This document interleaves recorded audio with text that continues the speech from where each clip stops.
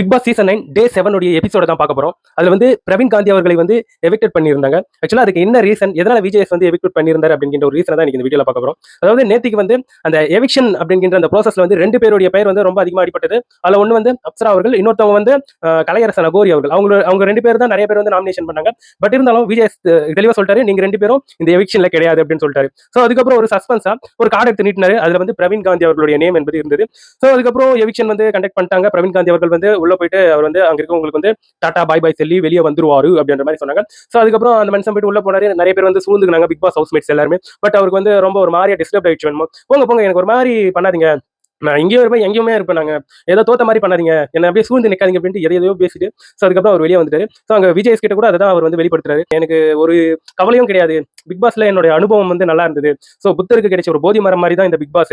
So இங்க வந்தவங்க எல்லாருமே ஒரு ஞானத்தை வந்து பெறலாம். அதே மாதிரி நிறைய விஷயங்கள் வந்து பேசியிருந்தாரு. இந்த காலகட்டத்தில் வந்து போனை யூஸ் பண்ணிட்டு இருக்கோம், பட் பிக் பாஸ் மாதிரியான இது போன்ற ஹவுஸ்ல வந்து நிறைய பேர் கிட்ட வந்து வாய் விட்டு பேச முடிஞ்சதுன்னு பிக் பாஸ் உடைய நல்ல விஷயங்களை வந்து எடுத்து சொல்லியிருந்தாரு. ஸோ அதுக்கப்புறம் ஒரு ஏவி ஒன்று போட்டு காமிச்சாங்க. ஸோ அத்தனையும் நெகட்டிவ் தான் அவர் சுத்தி ஊத்தி ஆன் அப்படிங்கிற ஒரு விஷயத்த வந்து ரொம்ப ஹை பேத்தி பேசுறது, அது போன்ற விஷயங்கள் வந்து அதுல வந்து ரொம்ப தெளிவா போட்டு காமிச்சிருந்தாங்க. அவர் காட்டமா டீ கேட்கறதா இருக்கட்டும், அதுக்கப்புறம் ஒரு ஆண் வந்து சிறந்து விளங்குவதற்கு போராடுவாங்க அப்படின்ட்டு அது சொல்றதா இருக்கட்டும், பெண்ணா இவங்களுக்கு வந்து போராம இது போன்ற விஷயங்கள் வந்து பேசிக்காவே இருக்கும்பா அப்படின்னு சொன்னதா இருக்கட்டும். அதுக்கப்புறம் கதை சொல்லும்போது விஜய் பார்வ அவர்களை பத்தி நான் ஒரு டைரக்டர், அதுக்கப்புறம் நான் இதை விட ரொம்ப மோசமா பண்ணுவேன், என் முன்னாடி வந்து இந்த மாதிரிலாம் கால் மேல கால் போட்டு ஆட்டக்கூடாதுன்ட்டு. ஸோ இந்த மாதிரி உரிமையில திட்டினதா இருக்கட்டும், அடுத்தவங்களுடைய சுதந்திரத்துல தலையிட்டதா இருக்கட்டும், இது போன்ற இவர் செய்திருக்கக்கூடிய சம்பவங்கள் ஏராளம். ஸோ அதனால இப்போ வந்து எவிக்ஷன் ரவுண்டை கண்டக்ட் பண்ணி இப்போ வந்து இவரை வந்து எவிக்டேட் பண்ணிட்டாங்க. ஸோ அடுத்தடுத்து இன்னமும் நிறைய எவிக்ஷன்ஸ் இருக்குன்றதுல வந்து மாற்று கருத்தே கிடையாது. ஸோ இதுதான் நேற்றுக்கு பிரவீன் காந்தி அவர்களுடைய எவிக்ஷன்ஸ்ல நடந்திருக்கக்கூடிய சம்பவங்கள். இதை பத்தி நீங்க என்ன நினைக்கிறீங்கன்றதை கமெண்ட் செக்ஷன்ல பதிவிட்டு போயிடுங்க.